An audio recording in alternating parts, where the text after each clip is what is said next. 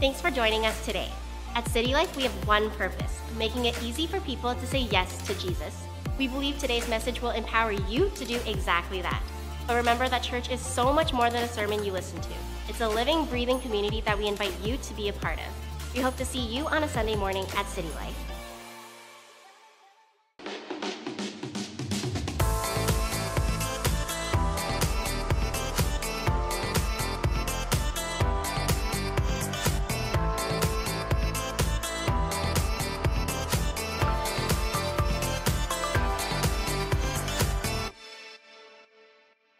If you're joining us for the first time, over the last couple weeks, we've been looking at different ways that we can maximize this moment we're in. You know, a really brilliant man by the name of Paul, you might recognize his name, Paul the Apostle, or heard about him. If you went to, grew up in a certain type of faith, you might have heard about the Apostle Paul. Well, Paul wrote a letter once to some people who, believe it or not, were actually living in a more challenging time than we're in right now. Some of you are like, what could be worse than COVID-19?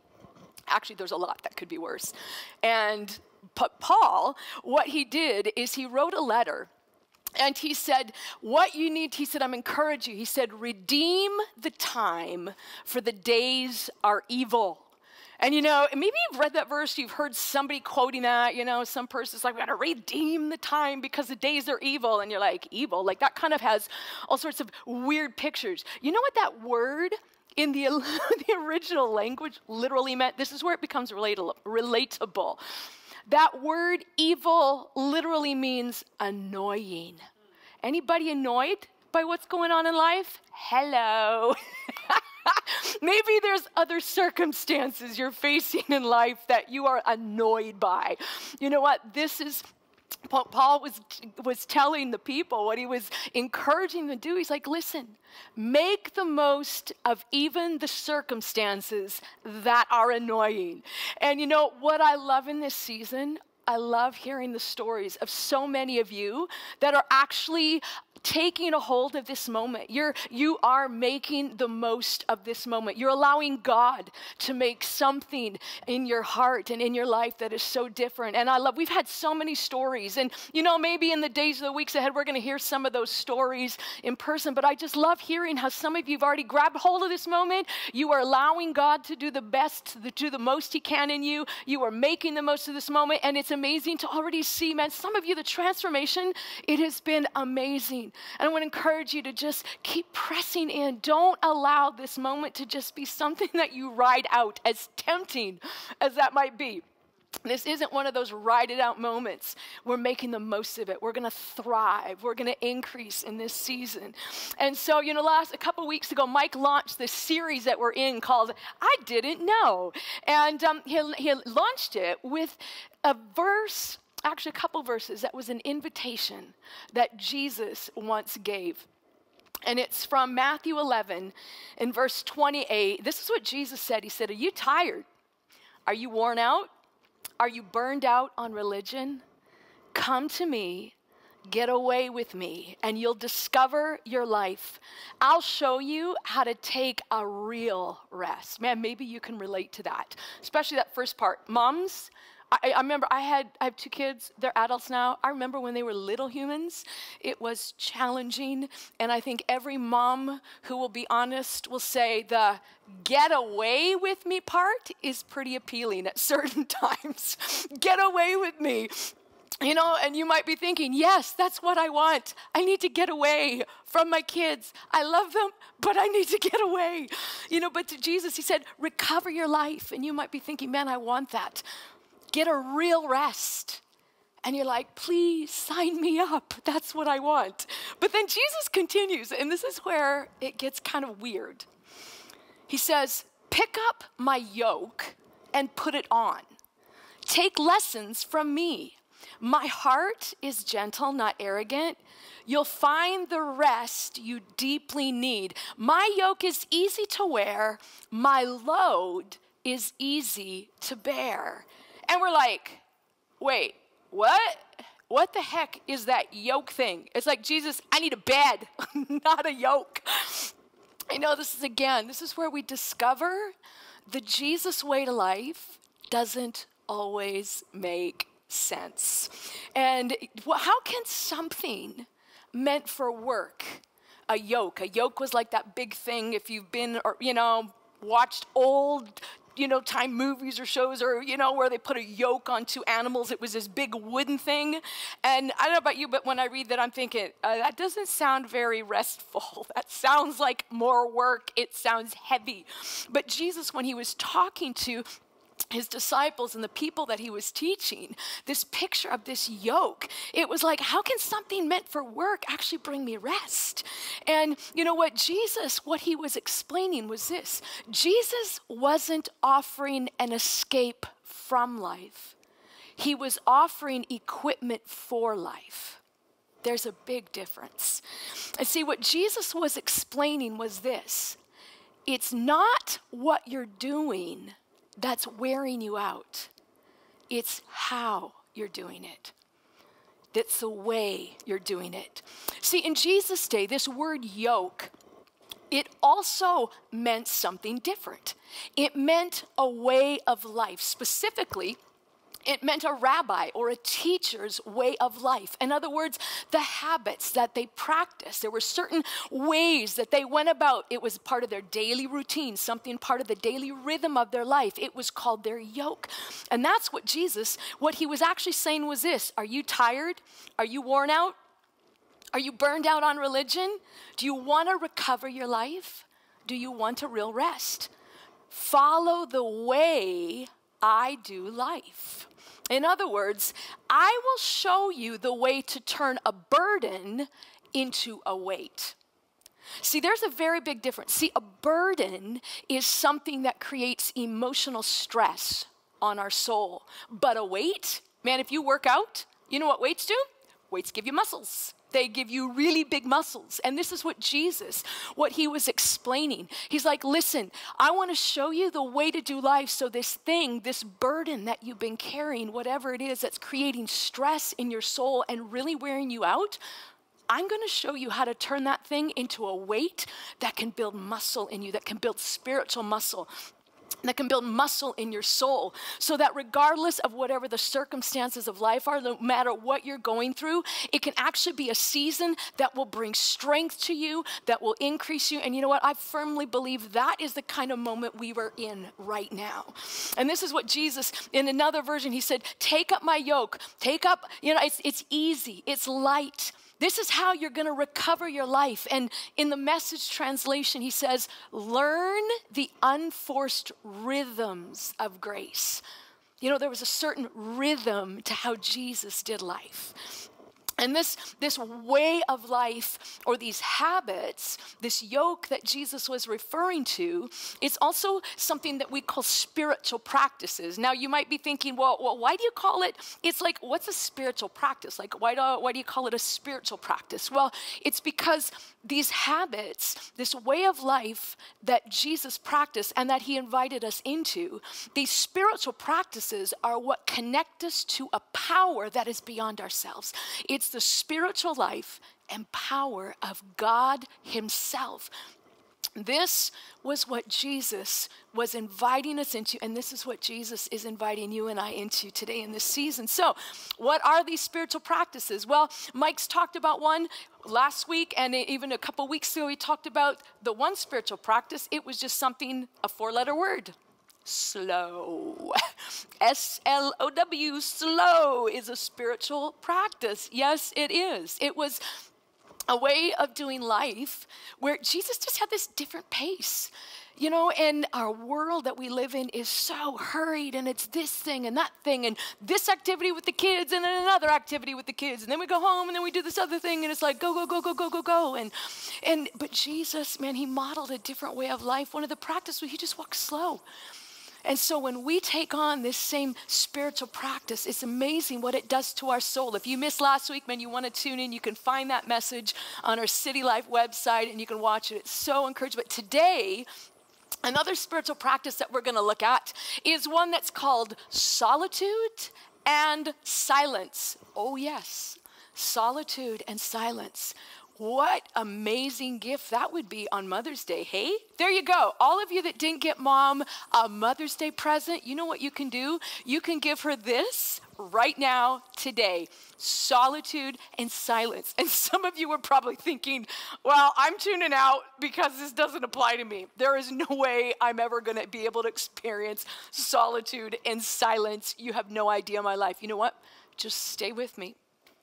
Because you know what? This is something that every single one of us can experience in life. And I'd like to make an observation. See, I actually think that most of us, and myself included, it's just like, I don't have much solitude and silence, and what are you talking about? But here's the thing. You most likely already do have a lot of solitude in your life.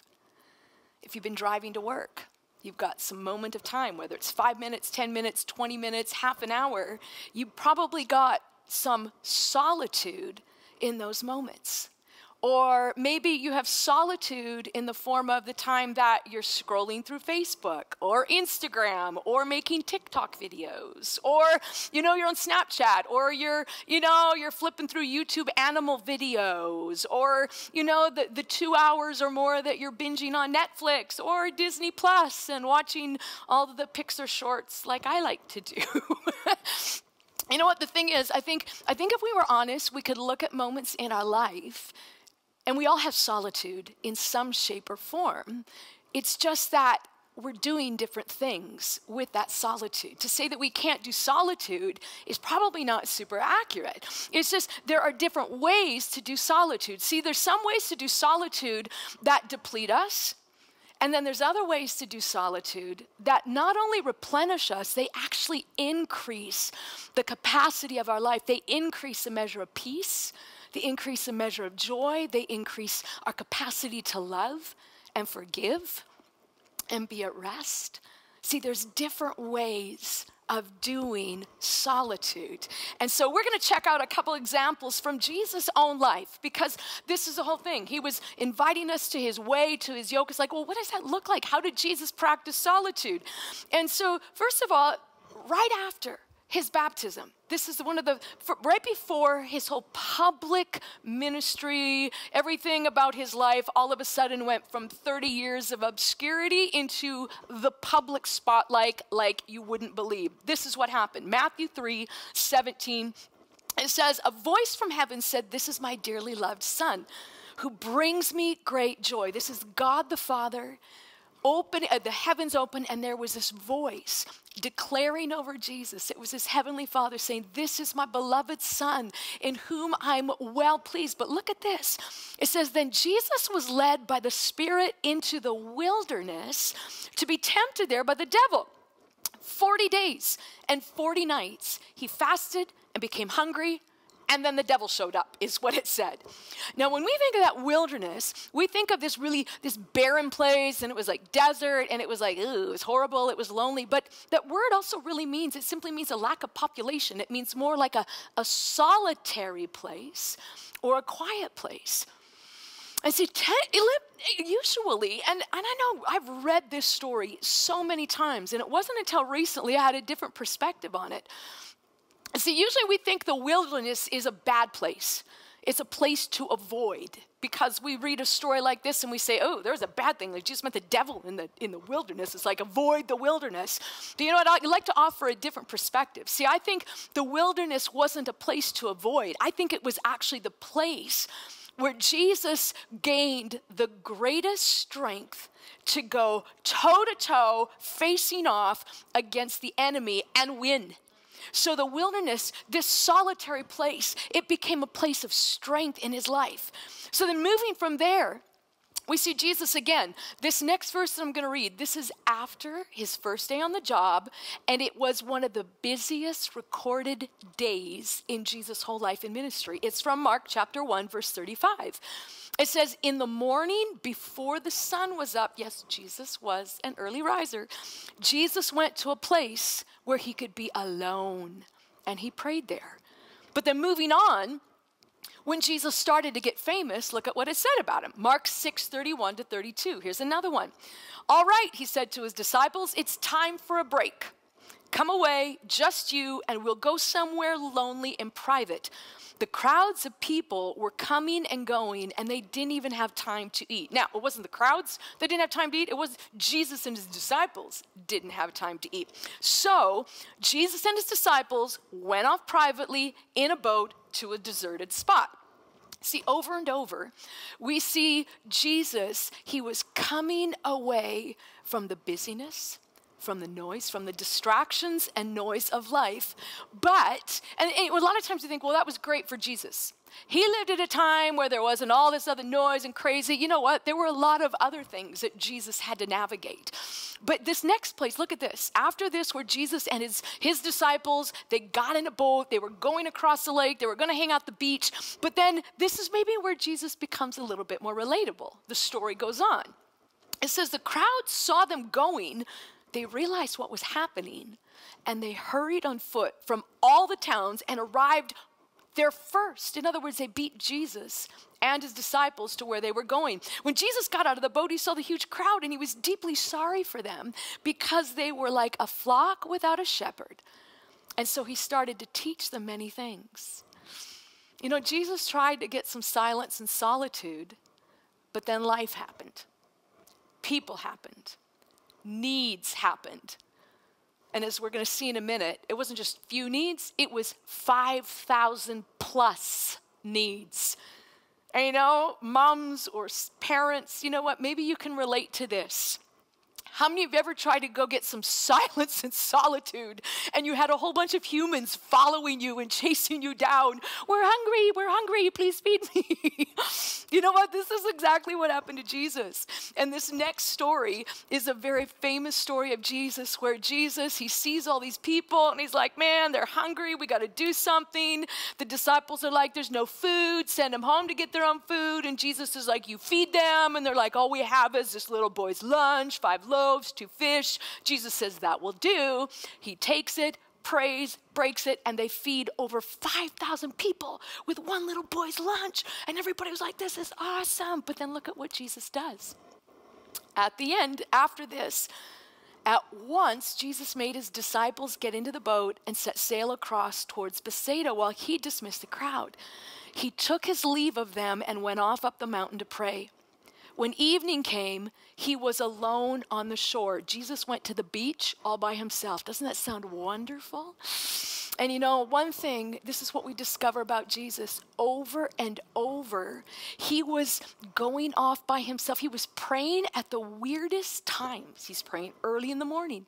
He was praying late at night. He was praying all through the night. And we're thinking, yeah, it's because Jesus, he's super spiritual. You know, I actually don't think that was the reason. I think he prayed early in the morning. He prayed late at night. He prayed through the night because that was the only time he could find peace and quiet. But it was because of this. He recognized that that time away, that solitude and silence with his heavenly Father actually was more necessary for his soul than physical rest alone was.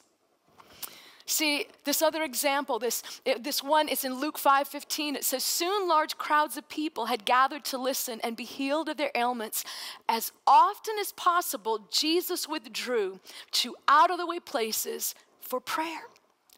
The fuller Jesus' life got, the more he withdrew, the more he pulled away to the quiet to be refueled. I want that to sink in for a moment. Jesus... Everybody say, Jesus. Jesus needed quiet and solitude. Say that again. Jesus needed quiet and solitude. Jesus, God in the flesh, pulled away from the distractions often as possible. Jesus withdrew to pray. Oh, if God needs silence and solitude, I think we do. Jesus knew and lived by a different rhythm, and it was solitude and silence. Now, what do we mean by solitude? See, solitude isn't isolation. Isolation is escape. It involves fear. It involves, hey, I don't want to get... You know, we won't talk about that. But see, isolation is escape. Solitude is engagement. Very different.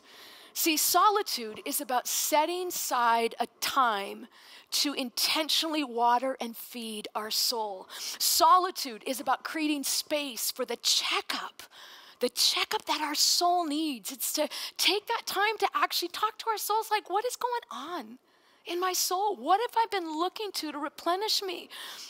Solitude is about removing the distractions that block our access to hearing God. You know, I don't know about you, but I am an easily distracted person. And even, if you've ever gone out, like having coffee with a friend or trying to have a conversation with a friend, maybe you're sitting in a cafe or something and you're talking, and then all of a sudden, like maybe a couple tables over or somewhere else, your head, like your ears catch one word of a conversation from a table or two tables over you, and all of a sudden you're just like, oh, what are they talking about? And it's like it grabs your attention, and now you're trying to focus on your friend who's talking to you, and you're nodding, but your head's going like, what are they saying? What are they saying? That's interesting. And so your brain is trying to do this in two different directions. If you've ever had that problem, maybe I'm the only one. I don't know. Are you the only one? I'm not there. I hope I'm not the only one. But if you've ever tried to follow two different conversations at the same time, now take that and multiply it by about 100 at least. And that's the challenge that our soul has when it comes to trying to hear God speaking to our soul in the midst of the noise and the busyness of the world that we live in.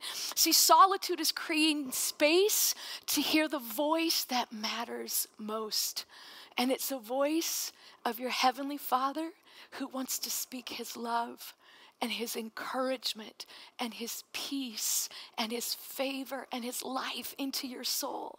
So that's solitude.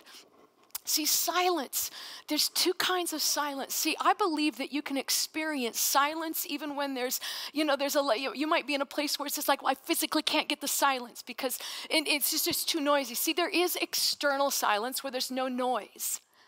But then there's also a different kind of silence.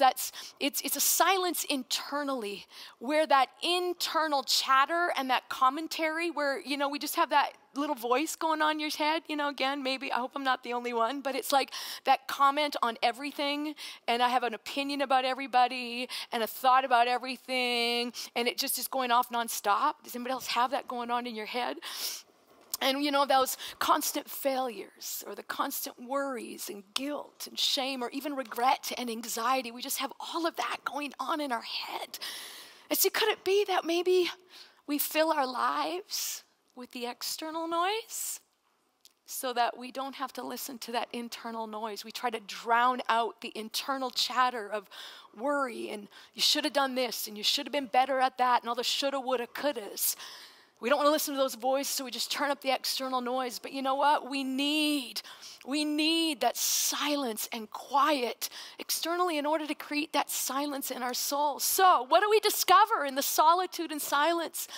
You know what? We discover, we intentionally create that space for that pulling away, silencing things, just those moments of silence. We discover the rest and refreshing that our soul actually really needs. And see, when we replenish our soul with the substance it was designed to be refueled by, and you know what that substance is?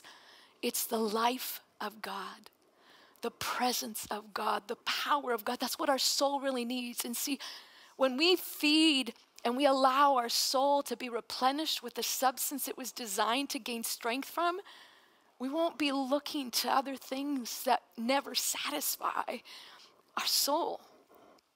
See, what else do we discover in the solitude and silence? Well, we discover the internal chatter is replaced by that voice of our Heavenly Father speaking that life into us. And you know what? We receive God's power and His courage to actually do the things that we need to do to actually let go of those coping mechanisms, those things that, we've been looking to that aren't really supplying anything that will replenish and refuel us. And, here's an interesting thing that happens. I personally experienced this, and this doesn't make sense. This is what I call one of the paradoxes of solitude. When we learn how to be alone, loneliness loses its power in our life. Loneliness becomes less loud in our life. How does it work? I actually don't know. I just know it does. See, when we actually learn, our soul learns how to be alone with God, then we're not so fearful and anxious about being alone. So, here we go. How do we actually do this? How do you create solitude? How do you create this kind of quiet and this place where it's just like, okay, how do I actually get this and make this happen? Well, I'm going to tell you one thing. It's this. Own up to the fact that some of our devices, our little things, whether it's iPads, whether it's phones, whatever it is, we need to own up to the fact that our devices are probably controlling us more than what we think. And you know, if you've been tuning in for the last couple of weeks, you might be thinking like, why are you talking so much about our phones and our devices? It's like, well, because they're kind of a problem. And you know what? We got to own up to the fact that that phone probably controls us more than what we think. It's honestly, it's the version of a 21st century idol, or it's at least the gateway to the idols in our world today. And we got to own up to the fact that, you know what, my phone is a little bit too loud in my life. And the second thing that we can do is number 2, consider making a list of whatever it is that you habitually tune to or turn to when life gets frazzled, when you get frazzled, when you encounter stress and anxiety and crisis in life. Who do you turn to? What do you tune to? You know, maybe it's substances. Maybe it's just like, I don't know what to do, and we flip through our phone, or we're on Instagram, or we're on Facebook, or we're gaming, and we're looking at crazy animal videos, or whatever it is. And you know, what are those things that we tune to when stress and anxiety hit? And you're saying, well, what is it? Why should I make a list? Well, so you know what it does? Is it calls those things out. It calls them out for what they really are, and it allows us to take those things and we write them down, make a list or whatever, and just say, God, I'm surrendering these things. I'm actually going to reassign them a different priority in my life. They're not going to be my go-to anymore. God, you're going to be my go-to. And then here, the third thing, how do you create solitude? Just try it. Start small. Don't think, well, I don't have a half an hour, I can't do this. Or I don't have an hour, I don't have an afternoon. You know what? Just try 5 minutes. 5 minutes is sometimes where it starts. Take 5 minutes, sit down with your coffee or a cup of tea. This is what I love to do. And this is, believe me, if you try it for 5 minutes, it's a little bit more of a challenge than what you think. But 5 minutes, you just sit and you be quiet. This isn't emptying your mind, because that's not good. This is about fixing your mind on how good God is. Not praying, don't talk. Yes, I'm saying don't talk to God for 5 minutes. Just, you know why? Because prayer is conversation. And if we don't talk, if we don't start, God, I need this, I need this, and I need this, and I need this, then it allows God the opportunity to start the conversation with us. But we quiet ourselves, we grab our coffee. This is what we do. If this were me right now, if you weren't watching, if there was no one else in this room, I would drink my coffee. I'd sit here. It's like, God, I'm here. And you know what's probably going to happen? You're going to hear the to-do list go off in your head. You're going to hear all of the things that you should have done better. You're going to hear about all of those little voices of you have no right to be talking to God because of 1, 2, 3, 4, 5, whatever it is. And you know what you do? You're going to have to shut up the little chatterbox in your head. I do this all the time. It's like, shh, you can't talk. And it might come up again. You're like, no talking. You got to talk to yourself and you quiet. It is an act of discipline, but you watch. Just like, God, you are good. And you start thinking about how good God is. Maybe sitting doesn't work for you. Go for a walk outside. Leave your phone behind. But take it 5 minutes. You know what? Maybe it's going to work. Maybe it's your commute where you're going to work, you're driving, and instead of flipping on the music or podcast or whatever it is, it's like, okay, God, I'm here. You got my attention. You know, and for those of you where this season is a little bit too full on, where you're thinking, oh man, I can't do this, you know what? Just be honest and take a moment to just think, what am I really doing that's maybe taking my solitude time and I'm putting it to something else? But then this last part, be expectant. Expect God to meet you. I want to read these words of Jesus one more time to you. I want you to just keep your eyes closed. And I want you to listen, and I want you to take this as his personal invitation to you this morning. And especially, this is for, you know, those of you that are watching that you've maybe felt really far from God. Maybe you've never really thought anywhere in any positive way about God. Maybe God being up close and personal has not been something you've even wanted. But something's been changing, something's been stirring, and maybe you just watched by an accident today or watched intentionally, or you've been kind of wondering maybe from afar off, or you felt distant from God. Maybe at one time you felt close with him, but you feel distant from him. I want you to just close your eyes, and I want you to listen to these words. This is his invitation to you today. Come to me. Get away with me. You'll recover your life. I'll show you how to take a real rest. Walk with me, work with me, watch how I do it. Learn the unforced rhythms of grace. I won't lay anything heavy or ill-fitting on you. Keep company with me, and you'll learn how to live freely and lightly. And you know what? With your eyes closed, I'm going to lead us in a prayer of response. It's responding to this invitation of Jesus, this invitation to follow him, to follow his way of life, to put on that yoke that is easy and allow him to bring strength and to bring peace into your soul. Why don't you pray with me? Say, Jesus, I say yes to following you, to following your way, to doing life in the unforced rhythms of your grace. Jesus, thank you for a new start today. Amen. We hope today's message encouraged you. If you want to take your next step in saying yes to Jesus, you can always contact us at cty.lc or fill out the next step section on the City Life app. It's an honor as a church to play just a small part in what God is doing in your life. We look forward to seeing you soon here at City Life.